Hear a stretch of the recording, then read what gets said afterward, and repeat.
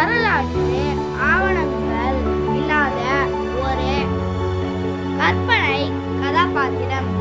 குயிலி என்பவர் 18ஆம் நூற்றாண்டில் பிரித்தானிய கிழக்கிந்திய கம்பெனிக்கு எதிராக ஆயுதம் ஏந்தி போராடி பெண்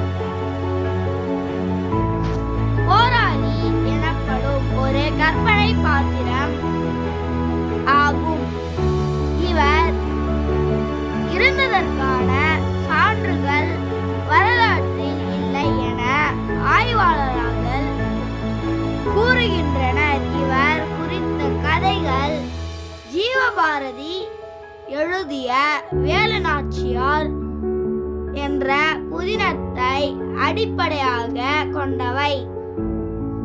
இவர் பற்றிய கதைகள்: சிவகங்கை மன்னர் முத்துவடுநாயகர் ஆங்கிலேய அரசாங்கம் சுட்டுக் கொன்ற பின்னர் 8ஆம் ஆண்டு அவர் மனைவி வேலுநாச்சியார் தலைமறைவாக இருந்தார்.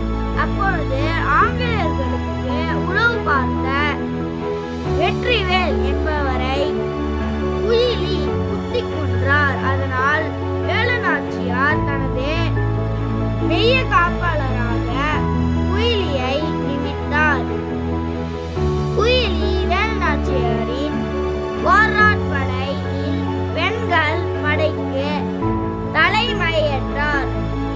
வெள்ளையரை எதிர்த்து போராடியும் போது சிவகங்கை அரண்மனையில் வெள்ளையரின் ஆயுதங்களில் குயிலி தன் உடலில் எண்ணெய் பூசி ஆயுதங்களில் புகுந்து தன்னை தானே தீ வைத்துக் கொண்டு ஆயுதங்களில் அழித்தார். இந்த வீடியோ உங்களுக்கு லைக் பண்ணுங்க, ஷேர் பண்ணுங்க, கமெண்ட் பண்ணுங்க, சப்ஸ்கிரைப் பண்ணுங்க, கூட பெல் ஐகானை கிளிக் பண்ணுங்க. Thank you, bye bye.